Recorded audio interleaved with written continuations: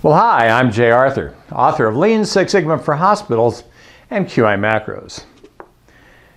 I was at I think it was the Institute for Healthcare Improvement Conference, and I go through and I look at all the improvement posters that are out there, and I saw Nurse Betty, that's what I'm going to call her, and she was standing in front of a poster, and she was studying it. I mean, she was wearing a nice blue pantsuit, comfortable shoes, because it's a lot of walking in these conferences.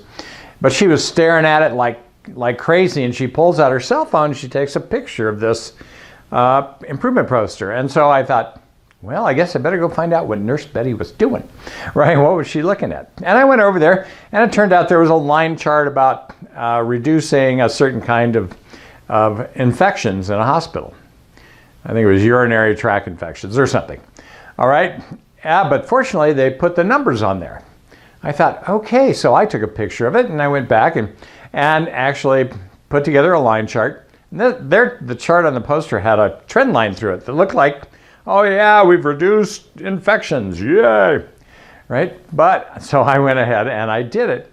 But then, unlike theirs, I put the trend line in, but I added the goodness of fit metric called R squared.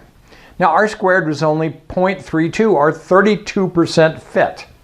Now, would you want to stake your reputation on a 32% fit? No. All right.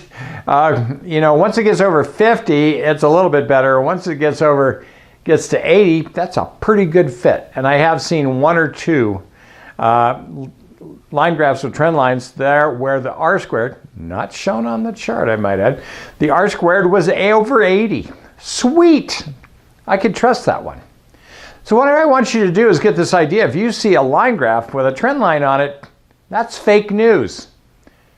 You don't know anything at all about that trend line. Excel will fit a trend line to anything. I've seen trend lines where it was like 6% fit. But Excel will throw one on there for you. And it doesn't mean it's good. Didn't mean you got better. Might just mean that you faked yourself out. So, next time you see a line chart with a trend line on it and no R squared value, you can just assume it's fake news. Now, it's much easier to use a control chart, and then you can see if it actually had some sort of actual change. So that's my improvement insight for this week. Line charts with trend lines are fake news. Same thing with bar charts, I might add. Start using control charts. They've been around for 100 years. Let's all start using them, right? Let's create a hassle-free America, hassle-free healthcare. Let's go out and improve something this week. Are you still using line, bar, and pie charts from the last century? You might want to consider control charts, Pareto charts, and histograms. Smart charts for the 21st century.